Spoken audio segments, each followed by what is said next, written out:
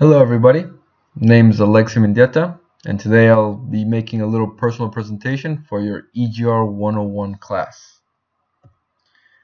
First I'll jump into a little bit of personal background. I want to show you my wife Virginie, and the reason is because she is also an Embry-Riddle alumni.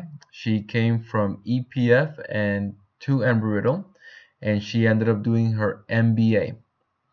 I met her in EPF, which is going to make sense in a second because this is my educational background.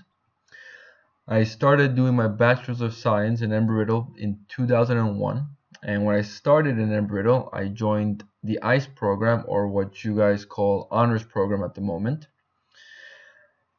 When I was part of the ICE program, I also joined into the double master's program. The doubles master's program worked with our sister school in France at that time called EPF, École Polytechnique Féminine.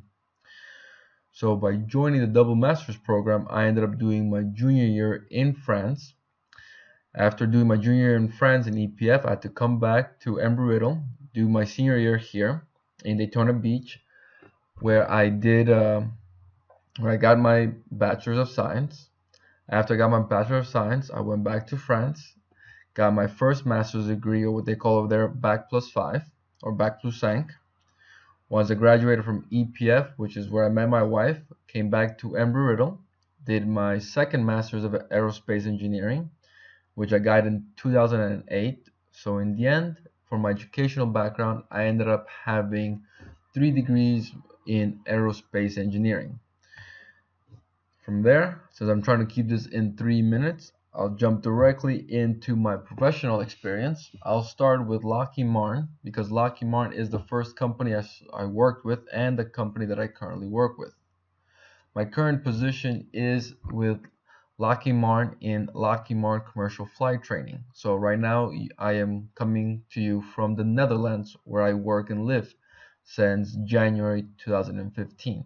I am currently the lead tester or test manager, or what they like to call me here, test director, which means I manage all the testing, verification, validation for FedEx for all their aircraft that have to do with the Boeing 767. Some other work that I've done for Lockheed are all in the realm of system engineering, especially in the area of turnkey training solutions. I am the subject matter expert for training management systems and logistics management systems. Thanks to those two systems and being the expert, I've been able to go to Singapore, Australia, Saudi Arabia, Poland, Canada, pretty much a lot of very cool places around the world. I was also the logistics support system lead trainer for the people who were going to Iraq for the F-16 program. I was a trainer for the F-16 Poland program. I was a test lead for the Responsive Enterprise Logistic Initiative, which was very, very cool because that's the part of the government that does all the cool stuff like James Bond putting guns on motorcycles. They retrofit all the stuff in the Blackhawks before a mission. So I was a test lead there for all the systems that they had when we were trying to consolidate them. Very nice.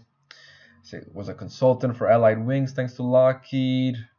I went to the UK for their training management system. So I've had a lot of cool jobs with Lockheed Martin.